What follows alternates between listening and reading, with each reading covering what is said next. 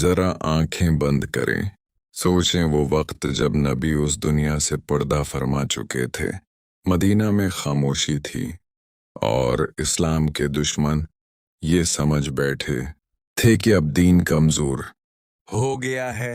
لیکن انہیں کیا خبر تھی کہ یہ دین محمد کے بعد بھی زندہ رہے گا۔ ایک خطرناک فتنہ اسی نازک وقت میں ایک شخص اٹھا، نام تھا مسیلمہ، لیکن تاریخ نے اسے ایک ہی نام دیا، مسیلمہ کذاب۔ اس نے اعلان کیا، میں بھی نبی ہوں۔ لوگوں نے اس کی بات مان لی، قبائل اس کے ساتھ کھڑے ہو گئے، اور اسلام کے خلاف بغاوت شروع ہو گئی۔ یہ صرف ایک جنگ نہیں تھی، یہ ختم نبوت پر حملہ تھا۔ خلیفہ وقت کا ایمان، حضرت ابو بکر صدیق، وہی جن کے قدم کبھی نہیں لڑکھڑائے۔ لوگوں نے کہا، ابھی حالات ٹھیک نہیں، نرمی کریں، لیکن ابو بکر نے وہ جملہ کہا جس نے تاریخ بدل دی، خدا کی قسم، اگر یہ لوگ نبی کے زمانے کی دی جانے والی ایک رسی بھی روکیں گے تو میں ان سے جنگ کروں گا۔ یہ تھا ایمان، یہ تھا یقین، یہ تھا اسلام کا محافظ۔ سیف اللہ میدان میں، لشکر تیار ہوا، قیادت سونپی گئی اس شخص کو جسے نبی نے کہا تھا، سیف اللہ، اللہ کی تلوار، حضرت خالد بن ولید اپنے ساتھ لے کر چلے، مہاجرین، انصار، اور قرآن کو سینے میں محفوظ رکھنے والے حفاظ۔ جنگ کا پہلا منظر، یمامہ کا میدان، دونوں لشکر آمنے سامنے۔ جنگ شروع ہوئی تو دشمن تعداد میں زیادہ تھا، تیر برس رہے تھے، تلواریں چمک رہی تھیں۔ کچھ لمحوں کے لیے مسلمانوں کے قدم ڈگمگا گئے۔ یہ وہ لمحہ تھا جہاں یا تو اسلام رہتا یا ختم ہو جاتا، وہ نعرہ جس نے تاریخ بدل دی۔ اسی لمحے ایک آواز بلند ہوئی، یا اہل القرآن، آئے قرآن والو۔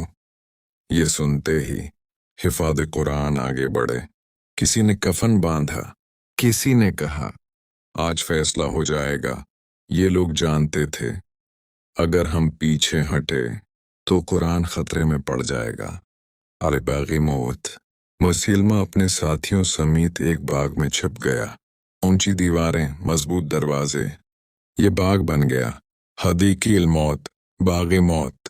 یہاں لڑائی ایسی تھی کہ زمین خون سے تر ہو گئی، سینکڑوں صحابہ شہید ہو گئے۔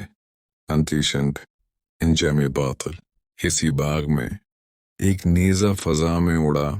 یہ نیزہ تھا حضرت وحشی کا، اور نشانہ تھا مسیلمہ کذاب۔ چوٹ کا سینہ چیر دیا گیا، اور ایک فتنہ ہمیشہ کے لیے ختم ہو گیا۔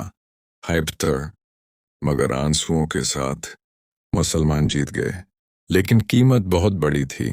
سینکڑوں صحابہ شہید، درجنوں حفاظ قرآن اس دنیا سے رخصت۔ حضرت عمر کی آنکھوں میں آنسو تھے، دل کانپ رہا تھا۔ قرآن کی حفاظت، اسی درد نے ایک فیصلہ کروایا، قرآن کو ایک جگہ جمع کیا جائے۔ حضرت ابو بکر نے تاریخ ساز قدم اٹھایا، اور یوں قرآن مجید ہم تک محفوظ شکل میں پہنچا۔ دل کو لگنے والا پیغام، جنگی یمامہ ہمیں یہ سکھاتی ہے، دین قربانی مانگتا ہے، حق کے لیے ڈٹ جانا پڑتا ہے، چوٹ جتنا بھی مضبوط لگے، انجام اس کا مٹی ہوتا ہے۔ آخری بات دل سے، آج اگر ہمارے ہاتھ میں قرآن ہے تو یہ جنگی یمامہ کے شہیدوں کی قربانی کا نتیجہ ہے۔ ان کے لیے دل سے ایک دعا ضرور کیجیے۔